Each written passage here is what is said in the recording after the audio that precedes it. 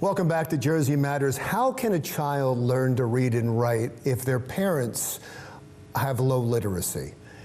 Curing that problem specifically is the mission of the person you're going to meet now. Elizabeth Gloeggler is the Chief Executive Officer of Literacy New Jersey. Thank you so much for being here. Did I set that up correctly? Absolutely, Larry. Thank you for having us here today, because we love to talk and get the word out to everyone in New Jersey about what's happening here in New Jersey. It's adult literacy rates. Absolutely. People over the age of 18. And so in New Jersey, 17% of the adults are struggling with literacy.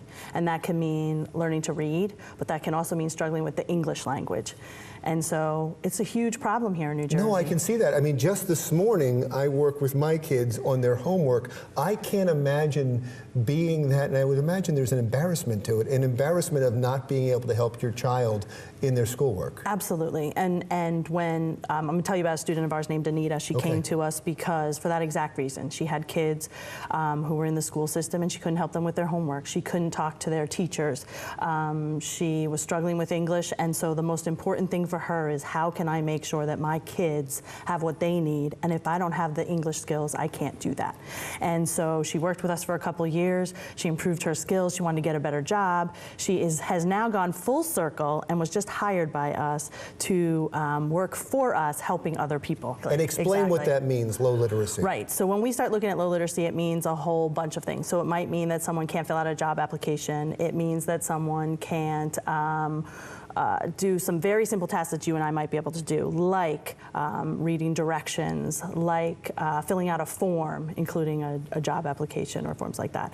And so that's what we mean by low literacy. But what we do is everyone all the way up through someone who might be trying to get their high school diploma. So in the old days, what we called a GED. Right. And so we work with people all the way through, including a population of people who are trying to learn English as a second language. Now let's pass that on to the next generation, because I started off in talking about parents. If a parent has low literacy, what chances do their children have? Right. So one of the biggest issues is that when a parent can't participate in their children's education, their child is already starting behind the 8 ball.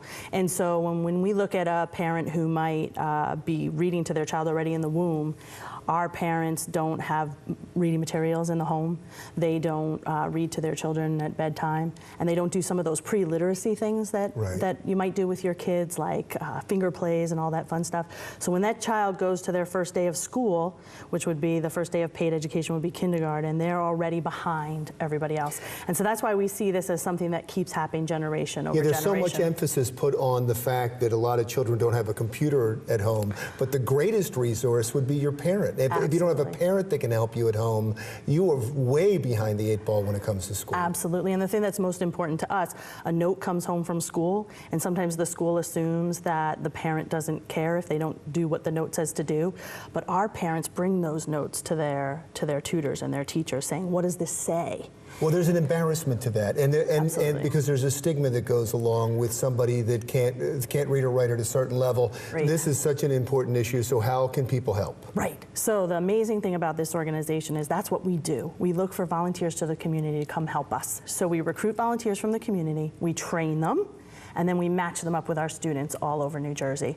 All of the tutoring happens in public places, so our tutors meet with their students in libraries and community centers, firehouses. We have some GED classes that happen in the firehouses. You frame the argument so well, and you talk about the effects so well. I don't understand why more politicians aren't involved. I don't understand why the state's not more involved with you. Right. I mean, we talk about that children, and we talk a lot about children needing to stay ahead in school and be at certain levels at certain times. But what we're not doing in New Jersey is putting dollars into adult education. Even if we took, for every dollar we put to a child's education, and we put 5 cents to the adult education, we could be hitting this from both ends. Because you're also helping the children. Right, because how can a teacher be fully responsible for the education of a child when they bring the homework home, the parent can't help with it? But it helps the economy, it helps people get jobs, and there's a huge benefits to this, and so please, anytime you need any help, let us know, okay? Absolutely, absolutely. Thank you for coming in. So much, I really appreciate it. Elizabeth Gloeggler, Chief Executive Officer of Literacy New Jersey. When Jersey Matters continues. When we come back, Dawn visits the site of one of the most important battles in the Revolutionary War, and it's right here in New Jersey.